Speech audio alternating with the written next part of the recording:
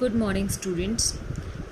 हमने परसों अपने सैम्पल मेथड और अपने सेंसस मेथड के बारे में किया था।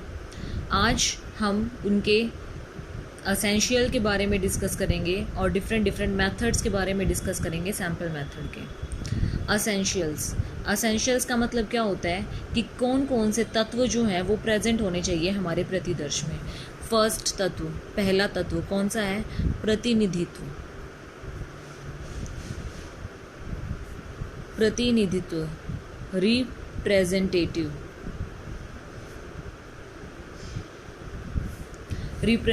रिप्रेजेंटेटिव का मतलब क्या है कि हमारे सांख्यिकी में प्रतिदर्श इस प्रकार का होना चाहिए कि उसमें सभी विशेषताओं का पूर्ण प्रतिनिधित्व करे, मतलब सारी की सारी चीज़ें उसमें प्रेजेंट हो, उसको अपने आप ही खुद रिप्रेजेंट करे कि हाँ हमारे अंदर ये क्वालिटीज़ हैं। जैसे हम देखते हैं ना कि किसी भी स्टूडेंट को देख के ये पता लगा लिया जाता है कि उस स्टूडेंट के अंदर कौन कौन सी क्वालिटीज़ हैं, अपने आप ही उसके हाव भाव बोलने लगते हैं।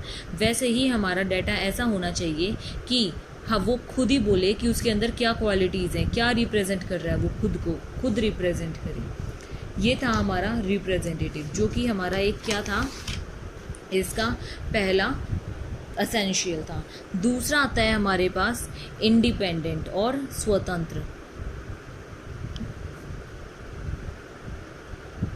इंडिपेंडेंट का मतलब है हमारा कोई भी आइटम या फिर कोई भी जो हम यूनिट ले रहे हैं वो एक दूसरे के ऊपर डिपेंड नहीं होना चाहिए, इंडिपेंडेंट होना चाहिए।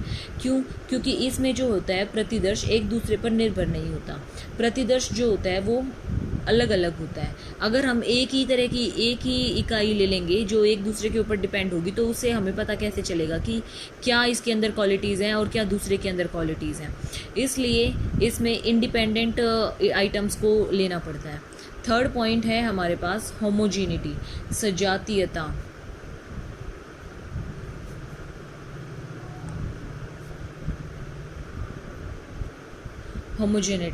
होमोजीनिटी का मतलब क्या है? अगर इसमें दो या दो से ज़्यादा सैंपल जो है उनमें समान है, उनमें समानता है, इसके अंदर क्या बोल रहे हैं कि हमारे सांख्यिकी समूह में दो या दो से अधिक सैंपल जो हैं वो छांटे जाएं।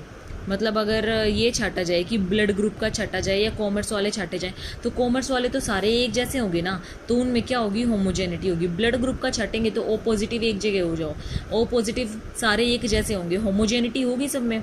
तो इसीलिए अगर हम कोई भी एक से अधिक सैंपल्स लेते हैं तो उसमें क्या होनी चाहिए? होमोजेनिटी होनी चाहिए, सजातीयता होनी चाहिए। फोर्थ पॉइंट है हमारा एडिक्वेसी, पर्याप्तता।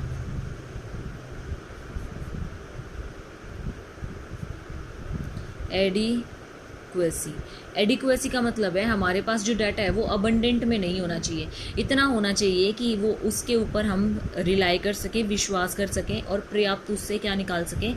कंक्लूजन निकाल सकें। एक ऐसा पर्टिकुलर फॉर्म में होना चाहिए। तो ये तो थे हमारे एसेंशियल्स। अब आते हैं हमारे मेथड्स ऑफ सैम्पलिंग, जो हम सैम्पल के मेथड्स पढ़ेंगे।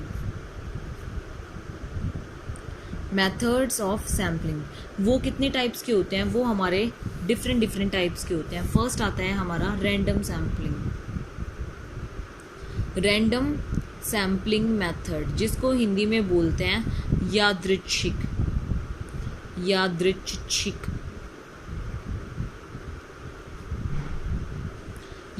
प्रतिदर्श। दूसरा आता है हमारे पास परपोजिव,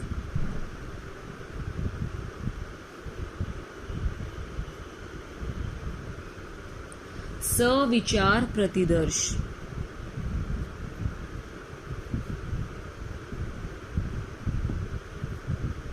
तीसरा आता है हमारे पास स्तरित, जिसको हम हिंदी में बोलते हैं स्ट्रेटिफाइड